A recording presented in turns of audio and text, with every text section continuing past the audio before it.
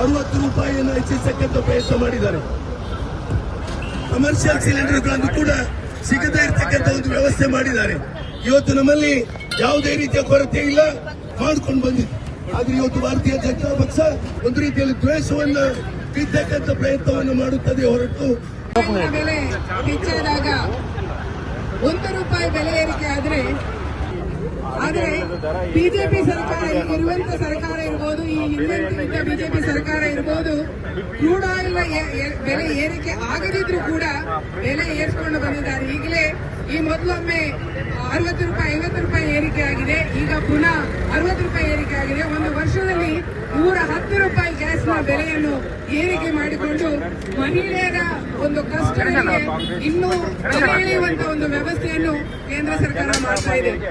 ನಮ್ಮ ಕರ್ನಾಟಕದಲ್ಲಿ ರಾಜ್ಯ ಸರ್ಕಾರ ಅಸ್ತಿತ್ವಕ್ಕೆ ಬರಬೇಕಿದ್ರೆ ಈ ಜನ ಕಷ್ಟದಲ್ಲಿದ್ದಾರೆ, ಮಹಿಳೆಯರು ಕಷ್ಟದಲ್ಲಿದ್ದಾರೆ, ಗ್ಯಾಸ್ನ ಬೆಲೆ ಏರಿಕೆ ಆಗಿದೆ, ಜನರಿಗೆ ಜನಜೀವನ ಮಾಡಲಿಕ್ಕೆ ಕಷ್ಟ ಆಗ್ತದೆ ಅಂದ್ಕೊಂಡು ಪಂಚ ಗ್ಯಾರಂಟಿಗಳನ್ನು ಘೋಷಣೆ ಮಾಡಿಕೊಂಡು ಜನರ ಕಷ್ಟಗಳನ್ನು ಕಡಿಮೆ ಮಾಡಲಿಕ್ಕೆ, ಜನರು ಸ್ವಲ್ಪ ನೆಮ್ಮದಿಯಿಂದ ಬದುಕಲಿ, ಸ್ವಲ್ಪ ಸ್ವಾಭಿಮಾನದಿಂದ ಬದುಕಲಿ ಎಂಬ ನೆಲೆಯಲ್ಲಿ ಒಂದು ಕಡೆಯಲ್ಲಿ ರಾಜ್ಯ ಸರ್ಕಾರ ನಮ್ಮ ಕಾಂಗ್ರೆಸ್ ಸರ್ಕಾರ ಪ್ರಯತ್ನ ಪಟ್ಟರೆ, ಇನ್ನೊಂದು ಕಡೆಯಲ್ಲಿ ಟ್ಯಾಕ್ಸ್ಗಳನ್ನು ಹಾಕುವುದರ ಮೂಲಕ, ಜಿಎಸ್ಟಿಯನ್ನು ಏರಿಸುವುದರ ಮೂಲಕ, ಬೆಲೆ ಏರಿಕೆ ಮಾಡುವುದರ ಮೂಲಕ ಜನರಿಗೆ ಯಾವ ರೀತಿ ಹಿಂಸೆ ಕೊಡಬಹುದು, ಯಾವ ರೀತಿ ಕಷ್ಟ ಕೊಡಬಹುದು ಎಂಬುದನ್ನು ಒಂದು ರೀತಿಯಲ್ಲಿ ರೂಢಿಯಲ್ಲಿ ಇಟ್ಕೊಂಡು ಬಂದಂತಹ ಕೇಂದ್ರ ಸರ್ಕಾರ ನಮ್ಮ ಮುಂದಿದೆ.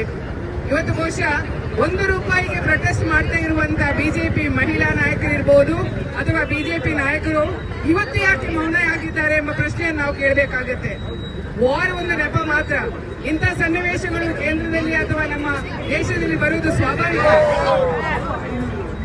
ರೂಪಾಯಿ ಜಾಸ್ತಿಯನ್ನ ಮಾಡುವ ಮೂಲಕ ನೇರವಾಗಿ ಮಹಿಳೆಯರ ಒಟ್ಟಿಗೆ ಬೆಂಬಲ ಕೊಟ್ಟಿದ್ದಾರೆ. ಸರ್ಕಾರ ರಾತ್ರಿ ಬೆಳಗಾಗುವುದರೊಳಗೆ ಸುಮಾರು ಪ್ರತಿ ಕುಟುಂಬಕ್ಕೆ ತೊಂದರೆ ಆಗ್ತಕ್ಕಂಥ ರೀತಿಯಲ್ಲಿ ಇವತ್ತು ಅನಿಲ ಬೆಲೆಯನ್ನು, ಅಡುಗೆ ಅನಿಲ ಮೇಲೆ, ಅದೇ ರೀತಿಯಲ್ಲಿ ಕಮರ್ಷಿಯಲ್ ಅಡಿಗೆ ಸಿಲಿಂಡರ್ಗಳ ಬೆಲೆಯನ್ನು ಏರಿಸುವುದರ ಮೂಲಕ ಜನಸಾಮಾನ್ಯರು ತತ್ತರಿಸತಕ್ಕಂಥ ಪ್ರಯತ್ನವನ್ನು ಮಾಡಿದೆ.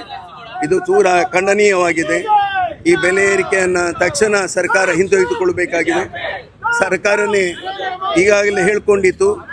ಲೋಕಸಭೆಯಲ್ಲಿ ಮತ್ತು ರಾಜ್ಯಸಭೆಯಲ್ಲಿ ಅಧಿವೇಶನಗಳು ನಡೀತಾ ಇರುವಾಗಲೇ ಉತ್ತರವನ್ನು ಕೊಟ್ಟಿದ್ದಾರೆ ಪೆಟ್ರೋಲಿಯಂ ಸಚಿವರು ಮತ್ತು ಈ ದೇಶದ ಗೃಹ ಸಚಿವರು ಕೂಡ.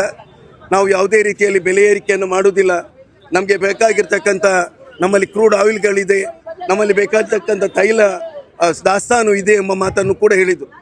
ನಮಗೆಲ್ಲ ಗೊತ್ತಿದೆ, ಈಗ ಏನು ಅಮೇರಿಕ ಮತ್ತು ಇಸ್ರೇಲ್ ಇರಾನನ್ನು ಹೊಡೆದಿರಿಸ್ತಕ್ಕಂಥ ರೀತಿ, ಒಂದು ರೀತಿಯಲ್ಲಿ ನ್ಯಾಯವೇ ಇಲ್ಲದೆ ಇರತಕ್ಕಂಥ ಒಂದು ಸರ್ಕಾರ ಇವತ್ತು ಆ ರೀತಿ ಮಾಡ್ತಾ ಇರುವಾಗ, ಮಕ್ಕಳನ್ನು ಸಾಯಿಸ್ತಾ ಇರುವಾಗ, 125 ಮಕ್ಕಳನ್ನು ಏಕಾಏಕಿ ಕೊಲ್ತಕ್ಕಂಥದ್ದು, ನಮ್ಮ ದೇಶದಲ್ಲಿ ಇದ್ದಂಥ ಯುದ್ಧ ನೌಕೆ ನಮ್ಮ ದೇಶದಲ್ಲಿ ತಾಲೀಮು ಮಾಡಿ ಹಿಂದಿರುಗತಕ್ಕಂಥ ಸಂದರ್ಭದಲ್ಲಿ ಅಮೇರಿಕದ ಮಿಲಿಟರಿ ಅಲ್ಲಿ ಸುಮಾರು 75 ಜನ ಮಿಲಿಟರಿ ವ್ಯಕ್ತಿಗಳು ಕೂಡ ಸಾಯ್ತಕ್ಕಂಥ ಒಂದು ಸನ್ನಿವೇಶ ನಿರ್ಮಾಣ ಆದರೂ ಕೂಡ ಸರ್ಕಾರ ಈ ಬಗ್ಗೆ ಒಂದು ರೀತಿಯ ಸಂತಾಪವನ್ನು ಕೂಡ ವ್ಯಕ್ತಪಡಿಸಲಿಕ್ಕೆ ಹೋಗ್ತಾ ಇಲ್ಲ. ಇದು ಕೂಡ ತೀರಾ ಖಂಡನೀಯವಾಗಿರ್ತಕ್ಕಂಥದ್ದು. ಈ ದೇಶ ಯಾವತ್ತೂ ಕೂಡ ಶಾಂತಿ ಸಾಮರಸ್ಯಕ್ಕೆ, ಬದುಕಿಗೆ ಹೆಚ್ಚು ಬೆಲೆಯನ್ನು ಕೊಟ್ಟುಕೊಂಡು ಬಂದಿದೆ. ಮಹಾತ್ಮ ಗಾಂಧೀಜಿಯವರ ಆದರ್ಶ ಈ ದೇಶದ ಜನತೆಗಾಗಿದೆ. ನಾವು ಹೋರಾಟವನ್ನು ಮಾಡುವಾಗಲೂ ಕೂಡ ಈ ದೇಶದ ಸ್ವಾತಂತ್ರ್ಯ ಸಂಗ್ರಾಮದಲ್ಲಿ ಶಾಂತಿ ಅಹಿಂಸೆಯ ಮೂಲಕ ದೇಶದಲ್ಲಿ ನಾವು ಸ್ವಾತಂತ್ರ್ಯವನ್ನು ಗಳಿಸಿಕೊಂಡಿದ್ದೇವೆ. ಈ ದೇಶಕ್ಕೋಸ್ಕರ ಅದೆಷ್ಟು ಜನ ಪ್ರಾಣ ತೆತ್ತಿದ್ರೂ ಕೂಡ ಇವತ್ತು ನಾವು ಆ ಶಾಂತಿಯನ್ನು ಉಳಿಸ್ಕೊಂಡು ಬಂದಿದ್ದೇವೆ. ಪ್ರಪಂಚದ ಭಾಗದಲ್ಲಿಯೂ ಕೂಡ ಶಾಂತಿಗೋಸ್ಕರ ನಮ್ಮ ಹಿಂದಿನ ಪ್ರಧಾನಮಂತ್ರಿಗಳು, ಅದು ಪಂಡಿತ್ ಜವಾಹರ್ಲಾಲ್ ನೆಹರು ಇರ್ಬೋದು, ಇಂದಿರಾ ಗಾಂಧಿಯವರು ಮತ್ತು ರಾಜೀವ್ ಗಾಂಧಿಯವರು ಕೂಡ, ಅವರೆಲ್ಲ ಅದಕ್ಕೋಸ್ಕರ ಪ್ರಾಣ ತೆತ್ತಿದ್ರು ಕೂಡ ಇವತ್ತು ಈ ಒಂದು ನಿಟ್ಟಿನಲ್ಲಿ ಅವ್ರು ಏನು ಮಾಡ್ತಾ ಇದ್ದಾರೆ ಇದು ಒಂದು ಖಂಡನೀಯವಾಗಿರ್ತಕ್ಕಂಥದ್ದು.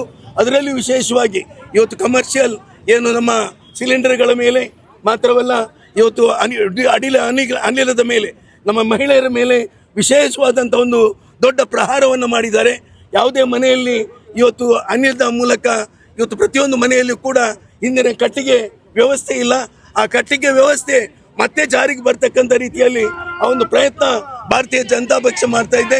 ನಾವು ಎಷ್ಟು ಮುಂದುವರಿದಿದ್ದೇವೆ ಎಂದು ತೀರಿಸುವಂಥ ಪ್ರಯತ್ನ ಮಾಡುವುದನ್ನು ಹೊರತುಪಡಿಸಿ ಇವತ್ತು ಮಹಿಳೆಯರಿಗೆ ಒಂದು ದೊಡ್ಡ ದ್ರೋಹ ಮಾಡ್ತಕ್ಕಂಥ ಕೆಲಸವನ್ನ ಭಾರತೀಯ ಜನತಾ ಪಕ್ಷ ಮಾಡ್ತಾ ಇದೆ. ಹೋಟೆಲ್ ಉದ್ಯಮ ಸಣ್ಣ ಸಣ್ಣ ಹೋಟೆಲ್ ಮಾಡ್ತಾ ಇದ್ದವರು ಕೂಡ ಇವತ್ತು ಕಷ್ಟದಲ್ಲಿ ಬೀಳ್ತಕ್ಕಂಥ ಒಂದು ಪರಿಸ್ಥಿತಿ ಬಂದಿದೆ. ಅವರಿಗೂ ಕೂಡ ನೇರವಾಗಿ ದುಪ್ಪಟ್ಟು ಒಂದು ಬೆಲೆಯನ್ನು ಏರಿಸುವುದರ ಮೂಲಕ ಒಂದು ತೊಂದರೆಯನ್ನು ಕೊಟ್ಟಿದೆ. ಆದ್ದರಿಂದ ತಕ್ಷಣ ಈ ಬೆಲೆ ಏರಿಕೆಯನ್ನು ಹಿಂತೆಗೆದುಕೊಳ್ಬೇಕು. ಏನು ಇದೆಲ್ಲವೂ ಮಾಡ್ತಕ್ಕಂಥದ್ದು ಈ ವಿದೇಶದಲ್ಲಿ ಏನು ಆಸ್ತಿನ್ ಫೈಲ್ ನಡೆದಿದೆ ಆ ಫೈಲನ್ನು ತನಿಖೆಯನ್ನು ಒತ್ತಾಯ ಮಾಡಬೇಕು. ಮಾತ್ರವಲ್ಲ ಅದನ್ನು ಮುಚ್ಚುವಂತ ಉದ್ದೇಶಕ್ಕೋಸ್ಕರ ಪ್ರಪಂಚದಲ್ಲಿ ಒಂದು ರೀತಿಯ ಕಲುಷಿತ ವಾತಾವರಣ ನಿರ್ಮಾಣ ಆಗ್ತದೆ. ಮಾನವ ಜೀವಗಳು ಉಳಿಬೇಕಾಗಿದೆ, ಯುದ್ಧವು ಕೂಡ ನಿಲ್ಲಬೇಕಾಗಿದೆ. ಈ ಬಗ್ಗೆ ಸರ್ಕಾರ ಎಚ್ಚೆತ್ತುಕೊಂಡು ವಿಶ್ವಸಂಸ್ಥೆಯಲ್ಲಿ ನಮ್ಮ ವಿಚಾರವನ್ನು ಪ್ರಸ್ತಾಪ ಮಾಡಬೇಕು ಅಂತೇಳಿ ಕೂಡ ನಾವು ಒತ್ತಾಯವನ್ನು ಮಾಡ್ತಾ ಇದ್ದೇವೆ.